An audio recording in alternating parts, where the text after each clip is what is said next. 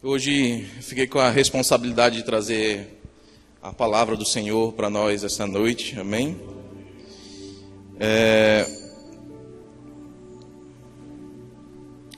Eu nasci num lar cristão. Quando eu nasci, meus pais já eram evangélicos. Eles ainda não eram pastores, mas logo depois se tornaram pastores. Então, desde pequeno, desde quando eu nasci, eu vivi nesse ambiente de igreja.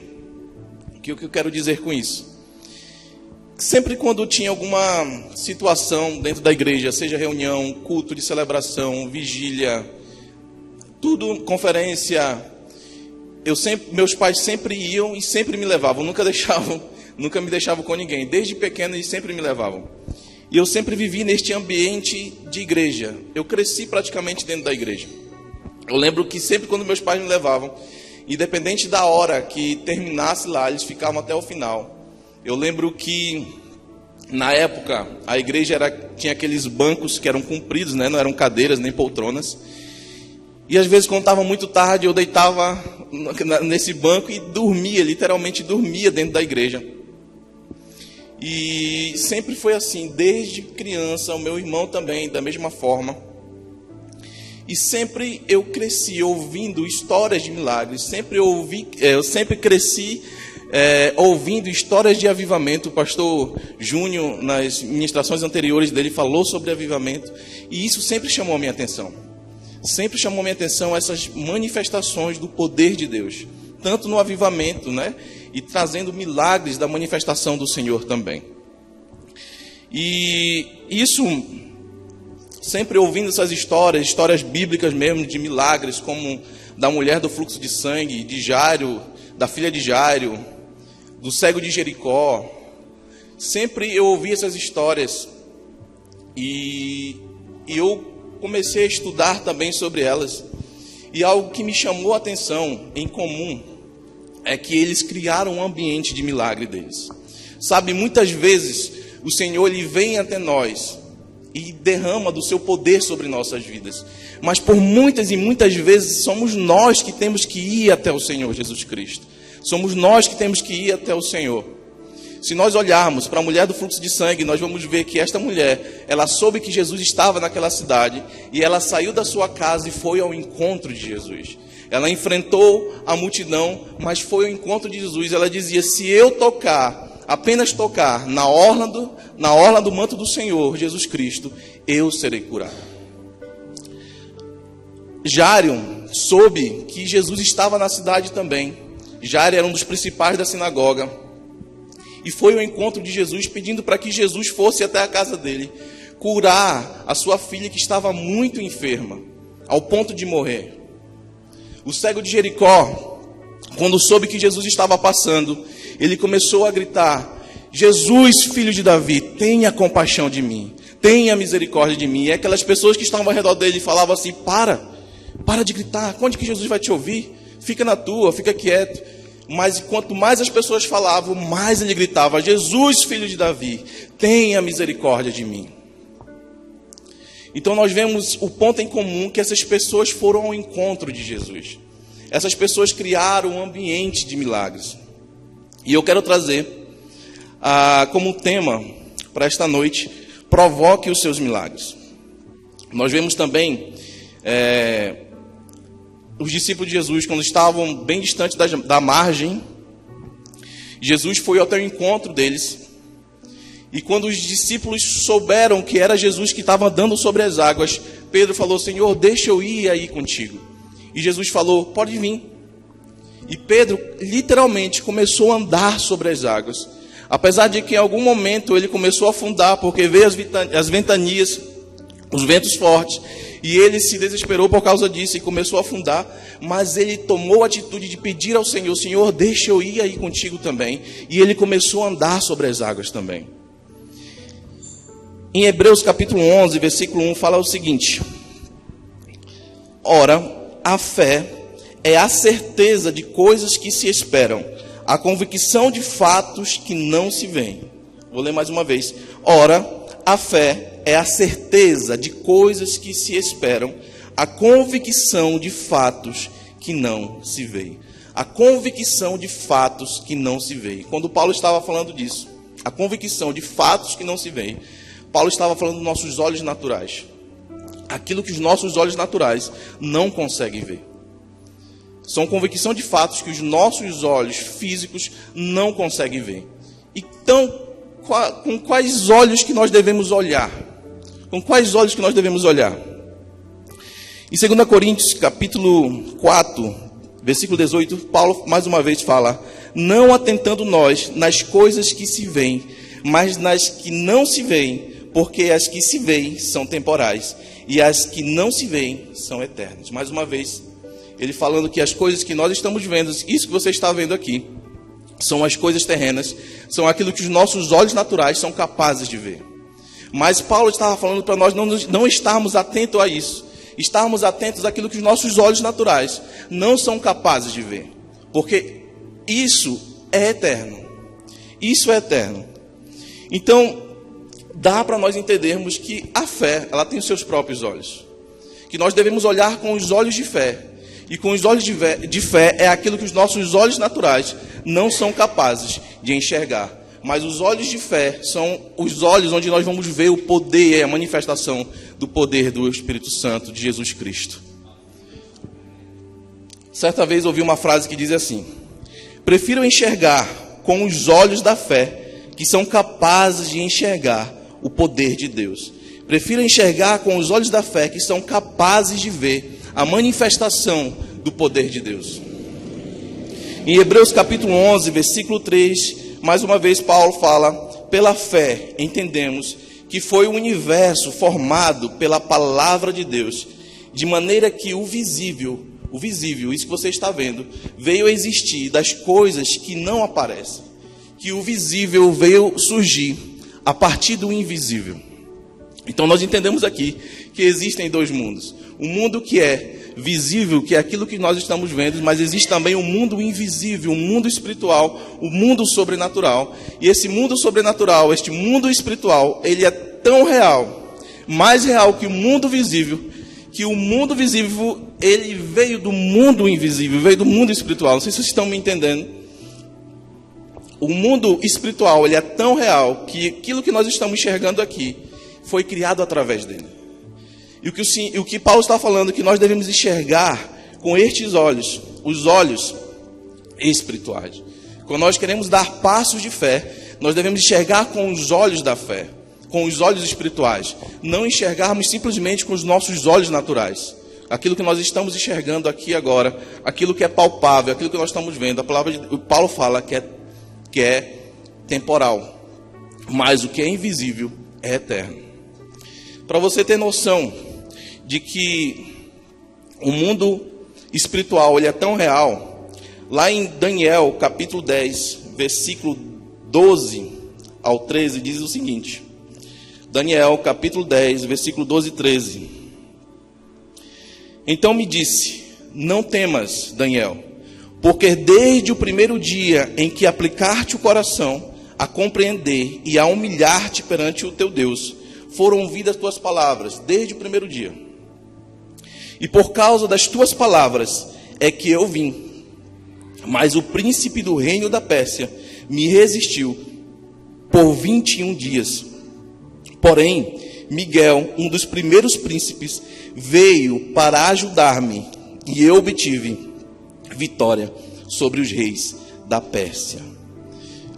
Aqui essa passagem fala que Gabriel, ele veio até Daniel, e que Daniel tinha orado ao Senhor, e que o Senhor tinha ouvido as suas orações desde o primeiro dia e atendido as suas orações. Porém, demorou 21 dias para que Daniel pudesse enxergar a resposta de sua oração. Porque primeiro aconteceu no mundo espiritual, para depois vir para o mundo natural. E se nós lermos os versículos anteriores, Daniel, ele estava orando. Daniel é conhecido com orar 3 vezes ao dia, né? Mas ele não estava não só orando, mas também jejuando, pagando o preço, porque ele sabia que a resposta dele já tinha sido, a oração dele já tinha sido ouvida, já tinha sido respondida, porém ele necessitava transportar do mundo espiritual para o mundo real. É como se nós tivéssemos que entrar num portal, invadirmos o mundo espiritual, agarrarmos a nossa bênção que já foi liberada pelo Senhor Jesus Cristo, segurarmos elas e arrancarmos elas e trazermos para o mundo natural. Então, quando nós enxergamos, quando nós entendemos que existem esses dois mundos, que nós devemos enxergar com os olhos espirituais, as coisas ficam mais fáceis. Nós temos que invadir o mundo espiritual, agarrarmos as nossas bênçãos e trazermos para o mundo natural. Lá em 2 Reis fala sobre a história do servo de Eliseu e seu servo, que um certo dia o rei de Israel planejava acampar em um certo lugar, e Eliseu, ele teve uma revelação do Senhor que o rei de Israel não devia fazer esse acampamento onde ele estava pensando, porque lá tinha sido armado uma armadilha para ele, que o rei da Síria tinha armado essa armadilha para ele, e que se ele fosse para aquele acampamento, ele seria capturado pelo rei da Síria. O rei de Israel, ouvindo isso, pediu para que fosse verificar, e realmente verificaram que havia uma armadilha para eles. E quando o rei da Síria descobriu isso, ele ficou furioso. Ele falou o seguinte: quem dentre nós é com o rei de Israel? Quem dentre nós é um infiltrado que está passando todas as nossas informações para o rei de Israel? E eles disseram: Senhor, nenhum de nós somos como o rei de Israel. Porém existe um homem chamado Eliseu, que sabe de tudo o que o Senhor fala na sua câmara quando o Senhor vai dormir. E ele diz assim: então aonde é que está esse cara? Vamos lá e vamos eliminar este problema. E quando ele chegou lá com o seu exército, a palavra de Deus fala que o servo de Eliseu acordou de manhã cedo, e quando saiu, ele viu que estava cercado o exército da Síria. E ele se assustou quando viu aquilo e falou assim para Eliseu: e agora, o que nós vamos fazer diante de tudo isso? Eliseu falou assim para o Senhor Jesus Cristo, na verdade, para Deus: Senhor, eu peço que o Senhor abra os olhos dele para que ele possa ver o que realmente está ao nosso redor. Quando Eliseu falou isso, ele não estava falando para que Deus abrisse os olhos naturais dele, porque o que ele estava enxergando ali com os olhos naturais realmente era tudo aquilo. Mas o que Eliseu estava pedindo era que abrisse os olhos espirituais dele. E no momento que Deus abriu os olhos espirituais do servo de Eliseu, ele viu que existia um exército ainda muito, muito maior ao redor deles, que estava junto com eles. Então nós entendemos que existem dois mundos: um mundo natural, aquilo que nós estamos vendo, e o mundo espiritual. Em Números também fala, no capítulo 13 e capítulo 14, fala do povo de Deus que saiu do Egito. E Deus tinha prometido para ele a terra prometida, onde manava leite e mel, Canaã.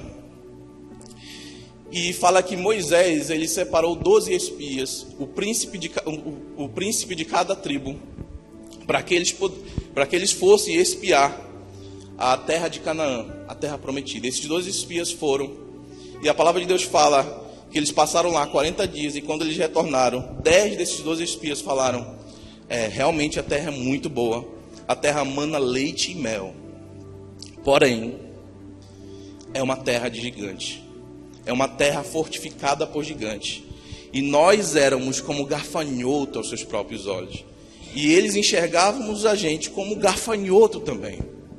Mas a palavra de Deus fala também que existia 2 espias dentre esses 12, Josué e Caleb, que falaram: a terra mana leite e mel, a terra é excelente.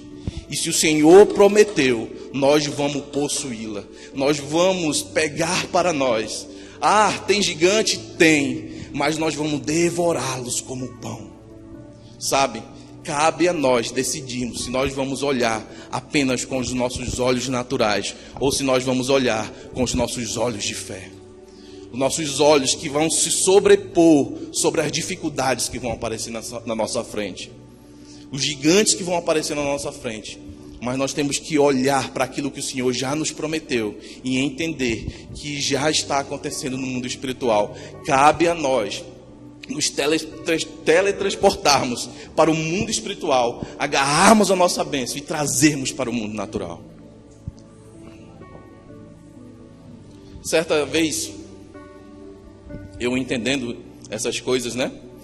Quando criança, eu sempre vendo essas histórias de milagres. Eu falei, não, eu quero que isso aconteça comigo também.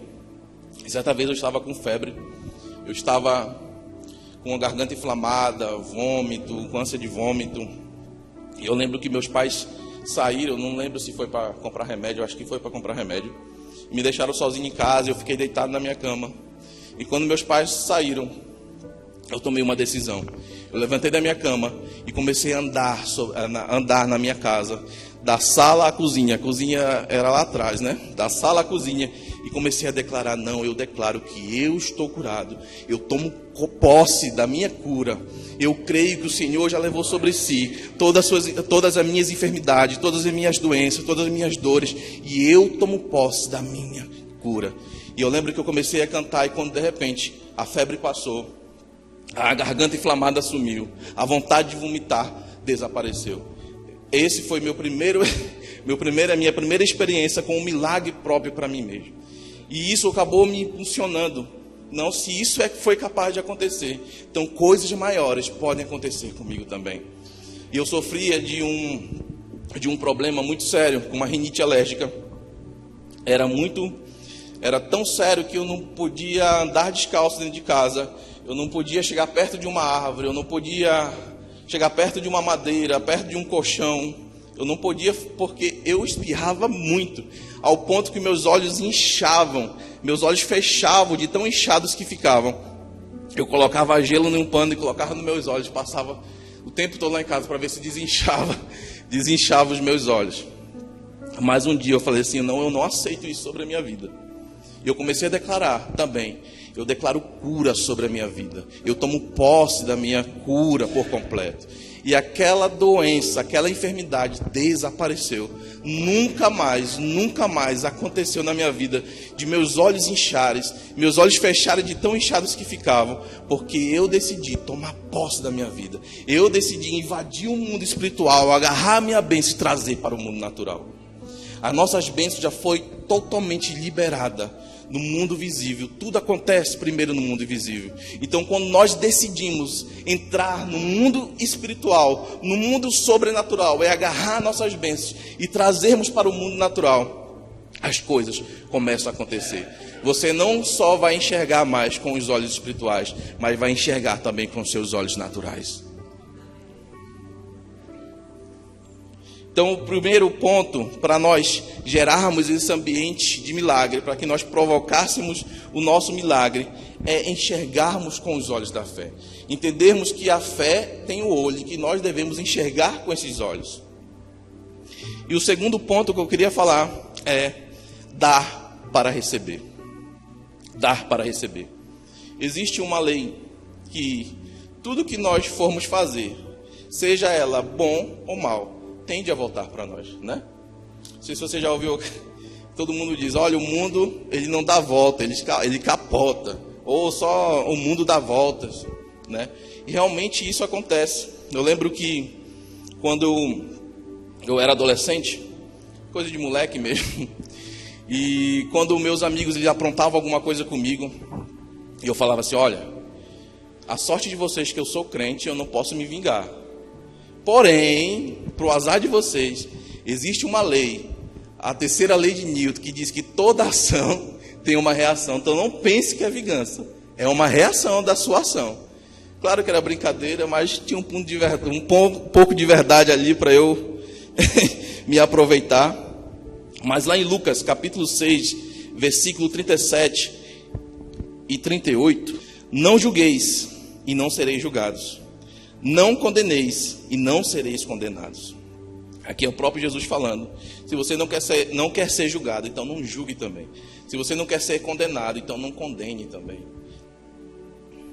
Perdoai e sereis perdoados. Se você quer ser perdoado, perdoe também. E ele continua: dar-se-vos-á boa medida, recalcada, sacudida, transbordante, generosamente vos darão. Porque com a medida que tiverdes medido, vos medirão também. Em Mateus 7,12 fala: tudo quanto, pois, quereis que os homens vos façam, assim fazei vós também a eles, porque esta é a lei e os profetas. Então existe uma lei estabelecida por Deus, que nós devemos dar para receber. E o dar vem primeiro que receber. Não sei se você já ouviu aquela história do pessoal falar: quando eu receber tal coisa, eu vou fazer tal coisa. Quando eu for abençoado por Senhor, eu vou abençoar outras pessoas também. Quando eu ganhar um carro, eu vou dar carona para os irmãos da igreja também. Mas o que Deus está falando é que nós devemos dar primeiro para nós recebermos. Não é nós recebermos para nós darmos. Essa é a lei estabelecida pelo Senhor. E a palavra de Deus fala que se nós formos fiel no pouco, nós seremos fiel no muito também. Mas se nós formos infiéis no pouco, nós também seremos infiéis no muito. Então, se você quer algo, seja fiel desde agora. Seja fiel diante daquilo que você tem, para que Deus te coloque sobre o muito também. Em Atos, capítulo 20, versículo 35, fala: tenho-vos mostrado em tudo que, trabalhando assim, é mister socorrer os necessitados e recordar as palavras do próprio Senhor Jesus. Mais bem-aventurado é dar do que receber. Em Filipenses capítulo 4, versículo 15 ao 20, Filipenses capítulo 4, versículo 15 ao 20, e sabeis também vós, ó Filipenses, que no início do Evangelho, quando parti da Macedônia, nenhuma igreja se associou comigo no tocante a dar e receber, senão unicamente vós outros, porque até para Tessalônica mandastes não somente uma vez, mas duas, o bastante para as minhas necessidades. Não que eu procure o donativo, mas o que realmente me interessa é o fruto que aumente o vosso crédito. Recebi tudo e tenho abundância. Estou suprido desde que Epafrodito me passou às mãos o que me veio de vossa parte como aroma suave, como sacrifício aceitável e aprazível a Deus. E o meu Deus, segundo a sua riqueza em glória, há de suprir em Cristo Jesus cada uma de vossas necessidades. Ora, a nosso Deus e Pai seja a glória pelos séculos dos séculos. Amém. Quando Paulo estava falando aqui, ele estava incentivando, estava provocando que a igreja de Filipos começasse a doar, começasse a abençoar. E ele diz que ele estava suprido, que ele não estava interessado no donativo, mas ele queria queria provocar eles para que eles abençoassem. Para quê? E ele fala aqui de um fruto que aumente o vosso crédito. É como se existisse um crédito celestial, onde tudo aquilo que você faz vai aumentando o seu crédito. E era isso que ele queria provocar na igreja de Filipos. Ele queria que eles aumentassem o crédito celestial deles. Então existe um crédito onde nós podemos aumentar a partir das nossas ações de dar. E quando nós necessitamos alguma coisa, o nosso crédito vai estar lá. E quando nós formos precisar, o Senhor vai nos abençoar, porque o nosso crédito está lá com Ele. Amém? Certa vez, antes de eu vir para cá, para o Ceará, eu passei por Manaus primeiro. Eu fui visitar um amigo meu, que era bem sucedido. E eu cheguei lá, ele contou uma situação para mim, que eles tinham contratado um administrador, esse administrador passou a mão neles e deixou um rombo milionário, literalmente milionário, para eles. E eles estavam lutando para pagar este rombo, né? E antes de eu vir embora, ele me levou no shopping e começou a comprar várias coisas.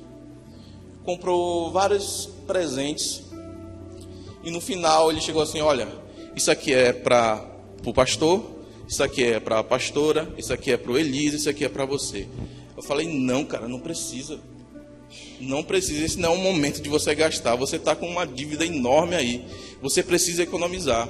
Ele pegou, olhou assim nos meus olhos e falou assim: Davi, o segredo de eu ser abençoado é isso, de abençoar outras pessoas.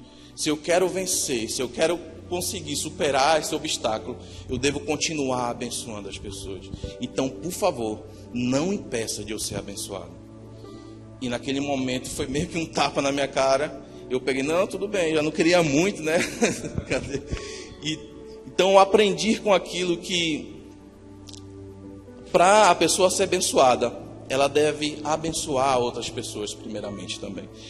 Em Provérbios capítulo 11, versículo 24 diz: a quem dá liberalmente, ainda se lhe acrescenta mais e mais.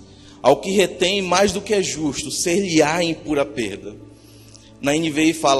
Na versão NVI fala, a quem der generosamente e vê aumentar suas riquezas, outros retêm o que deveriam dar e caem na pobreza. Quando eu saí da faculdade, eu estava naquela pira de ganhar dinheiro, de enriquecer, para construir uma família, construir um bem financeiro enorme. E comecei a ler alguns livros de finanças, né? E um desses livros que eu comecei a ler foi Quem Pensa Enriquece, de Napoleão Hill. Esse livro, ele fala que Napoleão Hill, ele estudou por mais de 20 anos 500 pessoas mais bem-sucedidas lá da América. E cada um com suas particularidades, dentre eles Henry Ford, Thomas Edison, mas existia um ponto em comum entre eles. É que eles eram muito doadores, é que eles davam muito, que eles diziam que o principal investimento deles era doar, era abençoar outras pessoas. O segredo dos mais ricos naquela época, quando ele estudou, era que eles abençoavam muitas outras pessoas também. E o terceiro ponto, que é algo bem simples, e às vezes nós nos privamos em ativarmos isso, em exercermos isso que está na nossa frente, que está para nós fazermos também, que é pedir. Simplesmente pedir. E às vezes nós nos privamos de pedir do Senhor Jesus Cristo, que é o nosso Pai. Ele está esperando a partir de nós, que nós tomamos o passo de pedir a Ele. Assim como Pedro pediu para que ele pudesse andar sobre as águas, e Jesus autorizou, Jesus da mesma forma está esperando de nós, que nós venhamos pedir a Ele. E às vezes nós nos privamos de pedir. Em Mateus capítulo 7, versículo 7 a 11 diz: pedi e dar-se-vos-á, buscai e achareis, batei e abrir-se-vos-á. Pois todo o que pede recebe, o que busca encontra, e a quem bate abrir-se-lhe-á. Ou qual dentre vós é um homem que, se porventura o filho lhe pedir pão, lhe dará pedra? Ou se lhe pedir um peixe, lhe dará uma cobra? Ora, se vós que sois maus, sabeis dar boas dádivas aos vossos filhos, quanto mais vosso Pai que está nos céus dará boas coisas aos que lhe pedirem. A palavra de Deus é bem clara: pedi e dar-se-vos-á, buscai e achareis, batei e abrir-se-vos-á. Pois todo o que pede recebe, o que busca encontra, quem bate abre-se-lhe-á. Às vezes nós nos privamos de pedir. É simples, é só pedir ao Senhor. Eu lembro que certa vez eu estava lá em casa, lá em Santarém, e na hora do almoço, né, a refeição estava sobre a mesa. E meu pai começou a orar pela refeição, orou pela refeição. E no final ele fez um seguinte pedido: Senhor, eu estou com tanta vontade de tomar um suco de acerola agora. Manda para nós aqui, por favor, um suco de acerola, uma jarra de suco de acerola, para que eu possa tomar com a minha família. Meu pai terminou de orar, e quando nós começamos a comer, nós ouvimos uma palma lá no fundo do quintal. Era bem distante, não tinha nem como a vizinha ouvir. Pastor, pastora. Aí nós saímos, fomos olhar, era a vizinha. Ó, pastor, aqui uma jarra para você de suco de acerola. E eu, quando eu olhei aquilo ali, eu falei: nossa, é tão simples assim? Então eu vou começar a pedir também. É simples, sim. Às vezes nós nos privamos de pedir. O Senhor está ali com as bênçãos, querendo nos abençoar, e nós nos privamos de pedir. João 16, 24 diz: até agora nada tendes pedido em meu nome. Pedi e recebereis, para que a vossa alegria seja completa. Pedi e recebereis, para que a vossa alegria seja completa. Amém? Em Marcos capítulo 11, 24 diz: por isso vos digo que tudo quanto em oração pedides, crede que recebeste, e será assim convosco. O Senhor, Ele quer nos abençoar nas coisas mais simples também, mas também quer nos abençoar nas coisas grandiosas também, mas que comece pelo simples.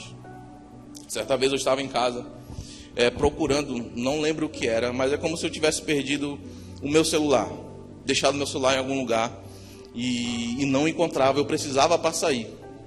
E eu naquele desespero, naquela agonia, cadê? Você viu, mãe? Você viu, pai? Você viu, Elias? E ninguém tinha visto. E mãe, me vendo naquela agonia, ela pegou, me parou e falou assim: você já pediu a ajuda do Espírito Santo? Eu falei: não. Peço a ajuda do Espírito Santo. E eu peguei e parei e falei assim: Espírito Santo, por favor, me ajude a encontrar. E quando eu terminei de orar, é como se fosse o Espírito Santo me guiasse para onde, exatamente onde eu estava. Às vezes nós nos limitamos em pedir. Quando nós pedimos, a manifestação do poder acontece, do poder do Senhor Jesus Cristo acontece. E recentemente eu estava no supermercado, né? Eu tinha comprado um sabonete anteriormente, e eu voltei para comprar novamente e não estava naquele local onde eu tinha comprado. E eu procurei no supermercado, olhei, não encontrei. E eu lembrei disso, do que minha mãe tinha me dito. Aí eu peguei e fechei meus olhos e falei: Senhor, Espírito Santo, me ajude a encontrar esse sabonete. Eu preciso encontrar para eu ir para casa, tomar um banho. E quando eu terminei de orar e abri meus olhos olharam diretamente, certeiramente, aonde os sabonetes estavam. Lá no fim do corredor, eu olhei e encontrei. Exatamente na mesma hora que eu terminei de orar, que eu pedi do Espírito Santo. O Espírito Santo, ele espera um passo de nós. Ele espera que nós invadimos o mundo espiritual para que nós venhamos agarrar a nossa bênção. Do simples às coisas grandiosas. Amém? Em Tiago capítulo 4, versículo 3, para nós finalizarmos: pedis e não recebeis, porque pedis maus, para esbanjardes em vossos prazeres. Então nós temos aqui os 3 pontos para nós provocarmos o nosso milagre. O primeiro que eu falei aqui foi olharmos com os olhos de fé. O segundo, dar para receber. E o terceiro, que é simples, pedir. Pedir. E a manifestação do Senhor vai acontecer em nossas vidas. Agora cabe a nós tomarmos o nosso passo de fé, se nós queremos enxergar apenas com os olhos naturais, ou se nós queremos olhar com os olhos de fé, com os olhos espirituais. Se nós vamos nos transportar para o mundo espiritual, agarrar a nossa bênção que já foi liberada lá, que já está acontecendo lá. Agora cabe a nós invadirmos o mundo espiritual, pegarmos nossas bênçãos, agarrarmos nossas bênçãos e trazermos para o mundo natural. Amém?